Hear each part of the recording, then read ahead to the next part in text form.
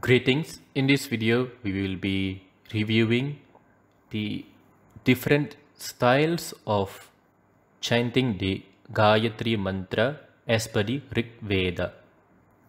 So there are notably three variations within the Rig Veda itself in regards to the recitation of the Gayatri mantra. Number one, as per the Shringeri Pataha. Number two, Kanchi Pataha, and number three, the Varanasi Pataha. So this is not a tutorial video.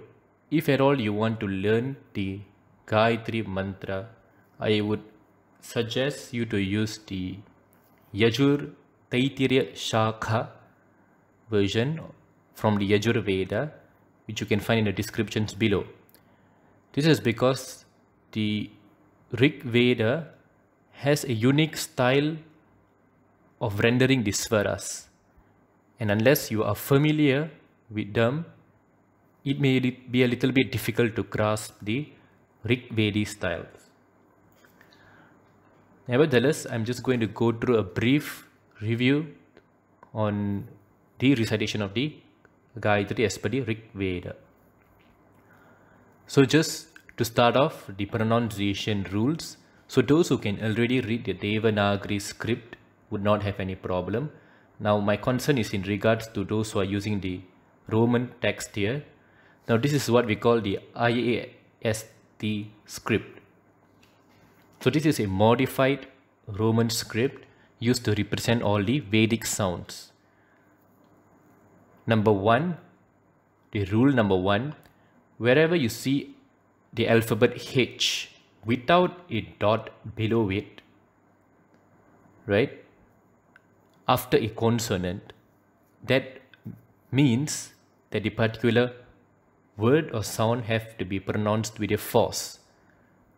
Now this occurs in Bhur Bhuvaha Bhargo Dhimahi Dhiyo.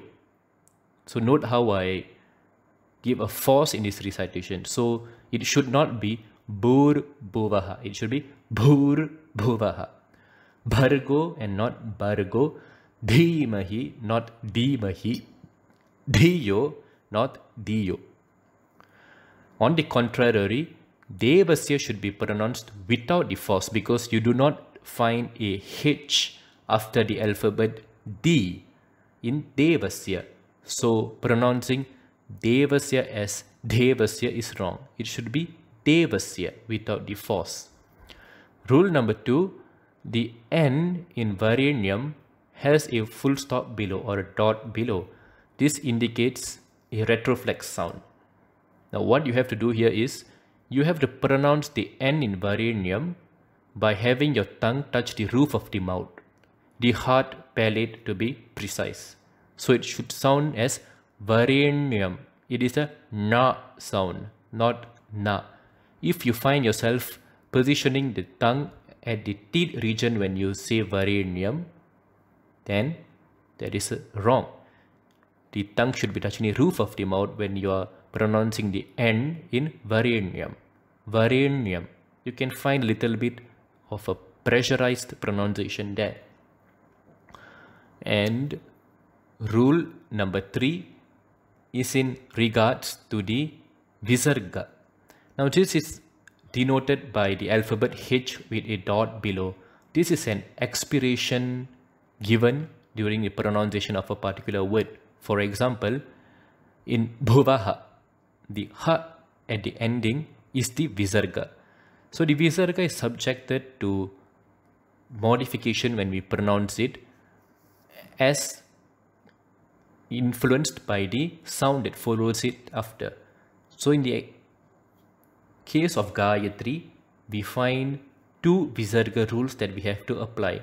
Number one, in Bhuvaha Svaha, we change the Ha to a S sound itself. So it becomes Bhuvasvaha. Bhuvas, not Bhuvah or Bhuvaha. Number two, in Dhiyo yo Naha Prachodayat, since the Visarga is followed by a p sound in prachodayat, we give an uf sound. This is referred to as the upatmaniya. So we say naf prachodayat, naf. So these are the two visarga rules that you should be aware of. And finally, in the Gayatri, the only sibilant that you find is the sa sound.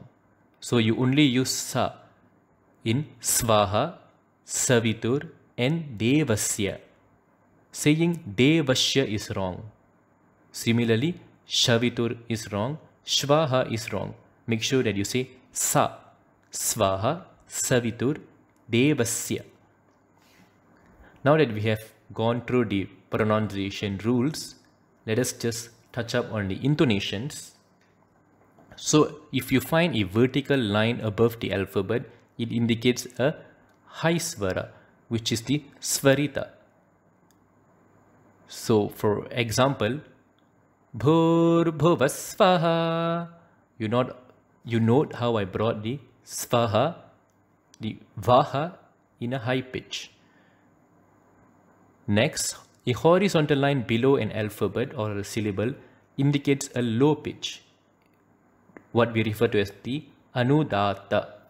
For example, in devasya, you find de having a horizontal line below it. So it goes as devasya, de, that is a low pitch. Now if you do not find any particular marking, that indicates a middle pitch, the udata. The middle pitch is the pitch from which you start the Om in the recitation of the Gayatri. And as it is self-explanatory, the pitch which is higher than the middle becomes the high pitch, the svarita, and that which is lower becomes the anudata, the low pitch. Now there's a variety in the svarita itself, in the sense that we have something called the double accent, known as the dirgha svarita. This is important because in the Gayatri we find its occurrence in the re in Varenyam. Now this is brought in a middle pitch followed by an upper pitch, which involves the same sound. It goes in a pitch like and both of these pitches have to be of equal duration. For example, Varenyam re.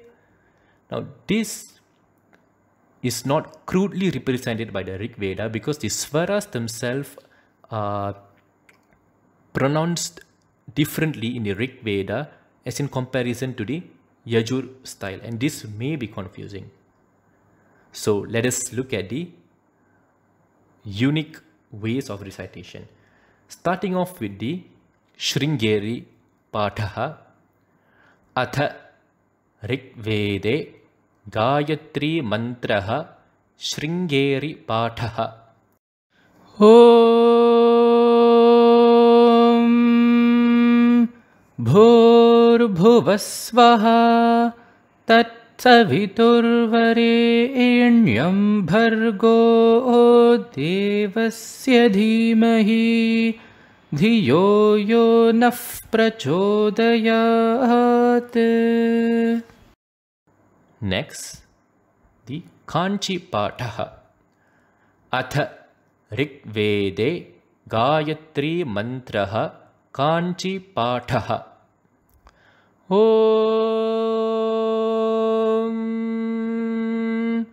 Bhurbhuvasvaha Tatsaviturvarenyam Bhargo Devasya Dhimahi Dhiyo Yo Naf Prachodayat.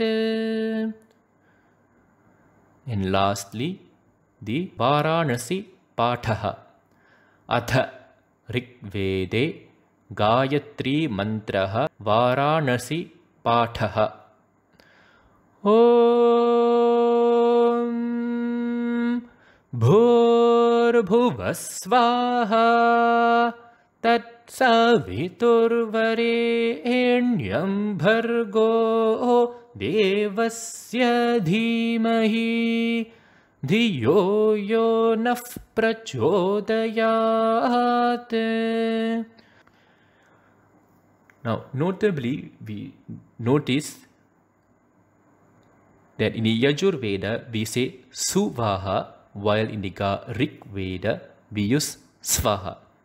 Nevertheless, note that the recitation as a whole differs in the Rig Veda as in comparison with the Yajur Veda, although these swaras are preserved. So the skeleton structure of the mantra remains the same.